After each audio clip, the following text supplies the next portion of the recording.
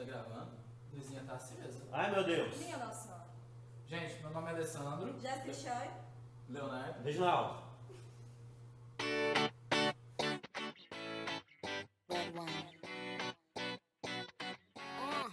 Let's go to the beach, each, let's go get a wave. They say what they gonna say. Have a drink, clink, found a Bud Light. Bad bitches like me, it's hard to come by. The Patron, let's go get it down. The sound, yes, I'm in the zone. Is it 2, 3? Aqui é um trabalho acadêmico sobre peixes.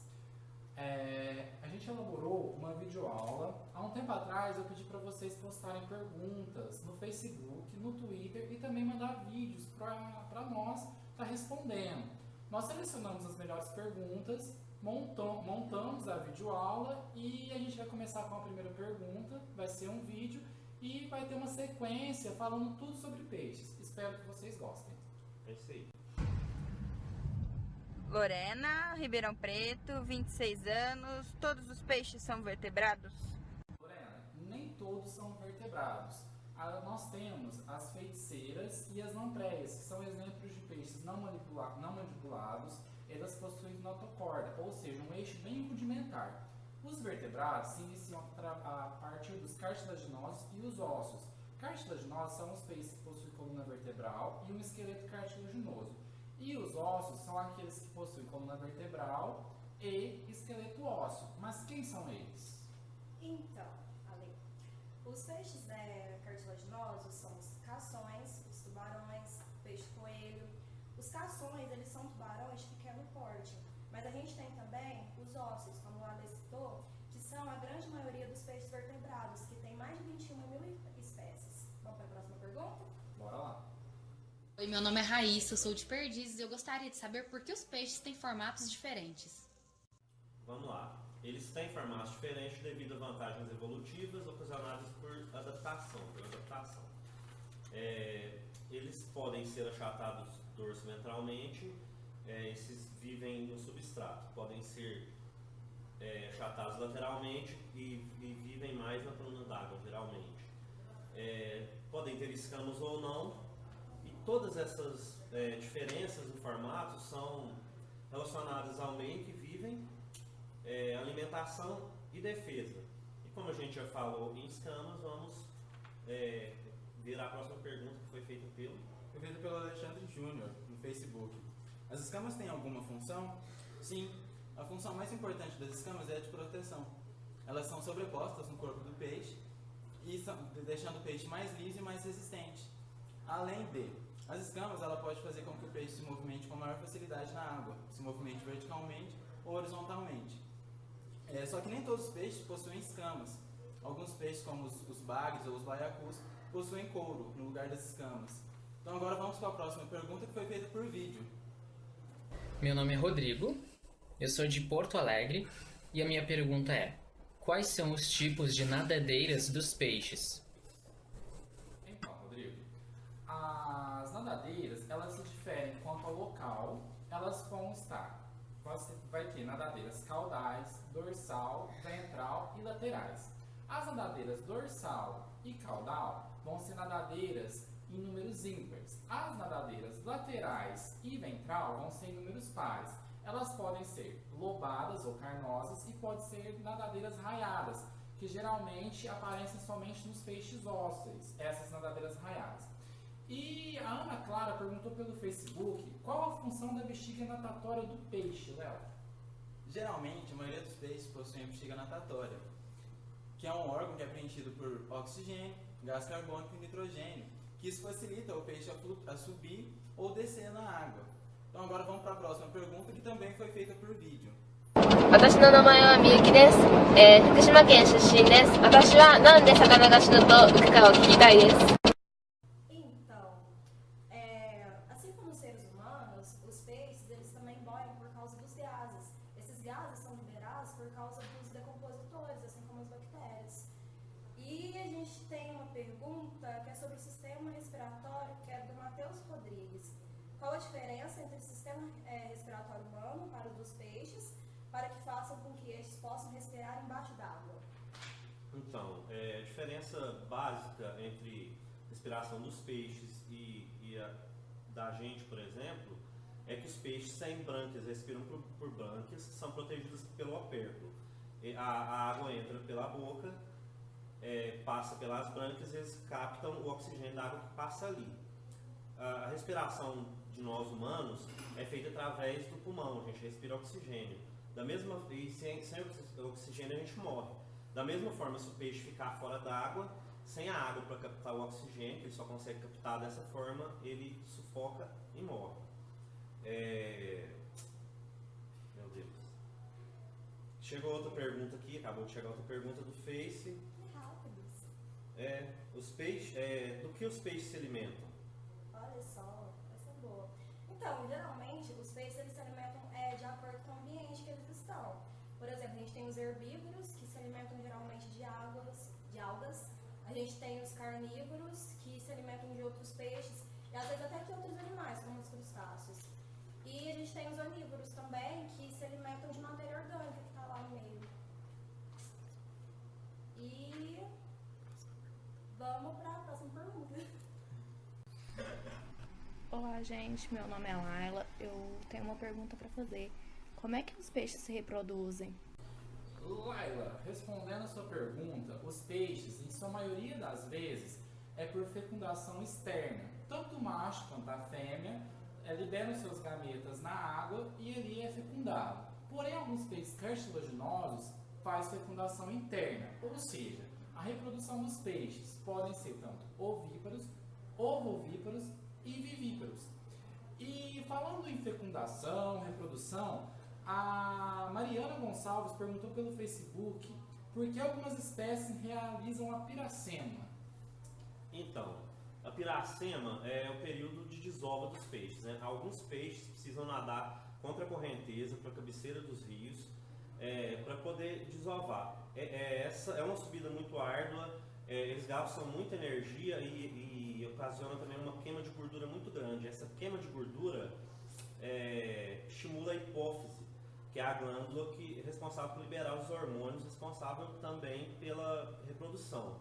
Os peixes não fazem essa subida, não conseguem liberar esses hormônios e não se reproduzem.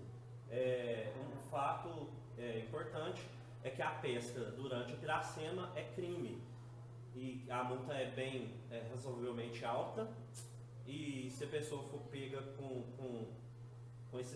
peixes pescados nessa época, ela paga uma multa por ter pescado e mais um valor por cada quilo de peixe que ela pescou. Né? E agora, próximo vídeo de pergunta. Oi, meu nome é Gabriel, sou de Uberaba e eu gostaria de saber qual que é a diferença entre peixes de água doce e peixes marinhos. Complicadinho responder essa morfologicamente, porque a maior diferença mesmo é mais fisiologicamente, por causa dos peixes que se adaptaram à osmorregulação.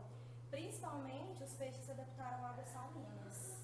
E a próxima pergunta veio do Face e ela é do Bruno Vieira. Qual a idade máxima que um peixe de água doce e água salgada pode atingir? E qual é o maior e o menor peixe do mundo? Bom, as carpas podem viver centenas de anos. Porém, com o máximo de 10 a 14 anos, já fica difícil a gente dar dando essa resposta da idade dos peixes. Peixes domésticos como betas, eles podem viver de 4 a 8 anos se forem bem cuidados. A maior espécie do mundo de peixe é o tubarão-baleia, que pode chegar no máximo a 20 metros e a 13 toneladas. A menor espécie do mundo é o peixe da espécie Piedaço. Isso. Que ele pode chegar no máximo a 7,9 milímetros. Então agora vamos para a próxima pergunta, que também foi feita pelo Facebook. E ela é da Gabriela Almeida. O caso de predação que os peixes fazem para se defender. Olha, os peixes eles têm muita variedade na forma de defesa. Pode ser pela estruturação do corpo, pode ser pela coloração.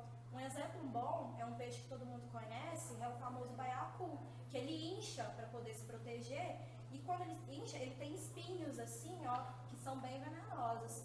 E tem outros peixes também que, para se defender, eles vão ter um cardume ou escondem em algas, para ficar mais fácil dos predadores não identificar eles. E a próxima pergunta. Olá, meu nome é Sara, sou de Uberaba e eu gostaria de saber por que algumas raias possuem ferrões e outras não. Essa é fácil. As raias, elas possuem ferrões porque é um método de defesa dela. E na maioria das raias, os seus ferrões possuem glândulas venenosas, que é uma peçonha que pode causar uma dor muito extrema e levar a pessoa até a morte, no caso de um ser humano ou até um predador. A outra perguntinha veio pelo Facebook da Daniele Miguel. Quando é que os peixes dormem? Então, eles dormem, só que eles não são igual aos seres humanos, eles não fecham os olhos. Quando tem uma atividade menor, quando a água está fria, eles sentem a necessidade de dormir, mas não fecham o olho nem nada não, eles só ficam quietinhos.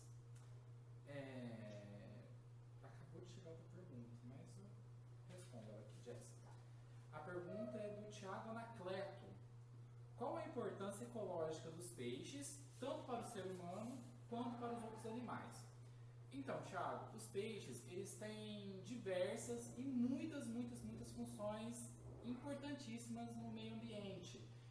Porém, a principal dele é na cadeia alimentar. Nós temos os peixes herbívoros e os carnívoros, ou seja, eles vão estar participando lá desde a cadeia alimentar do próprio peixe, entre si, entre outros animais e nós, os seres humanos. Então, se for para caracterizar a maior importância ecológica deles, é nessa, na cadeia alimentar.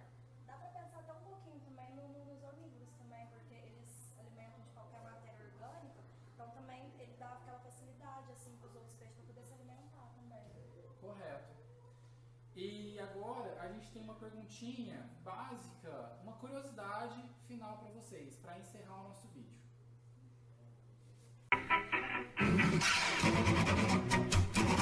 Então a nossa próxima pergunta, que foi feita pela Van e Adilson Rodrigues através do Facebook.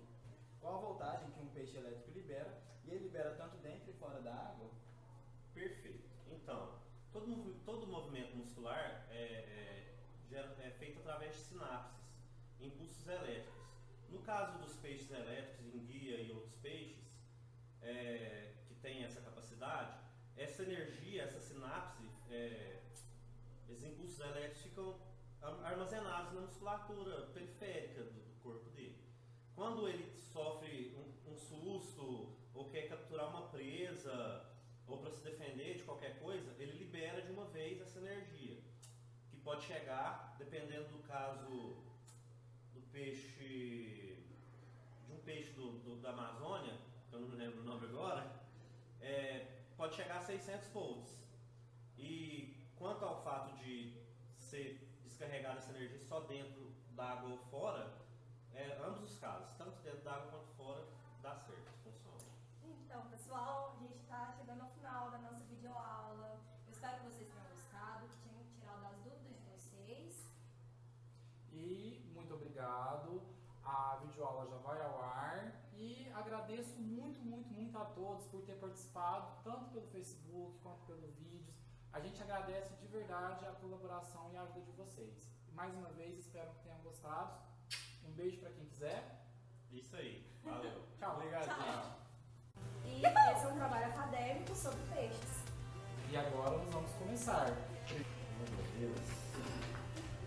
Natação. Os canções são tubarões de pequeno porte.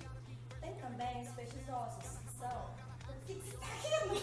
É cações. Mas o Ale colocou aqui canções. Aqui tá canções. Ale é cação. Aqui, canções.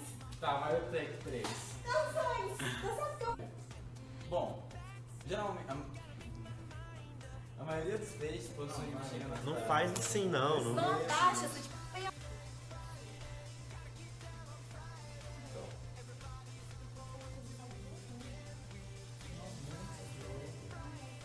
gente tá gravando. Eu acho que a luzinha ela tá acesa. Ai, meu Deus.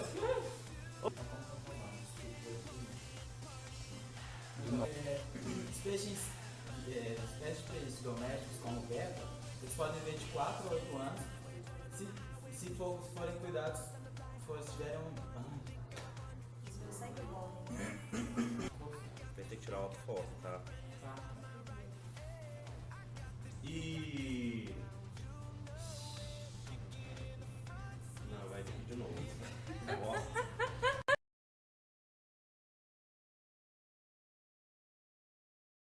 Já te contaram que atum é? Um peixe? É!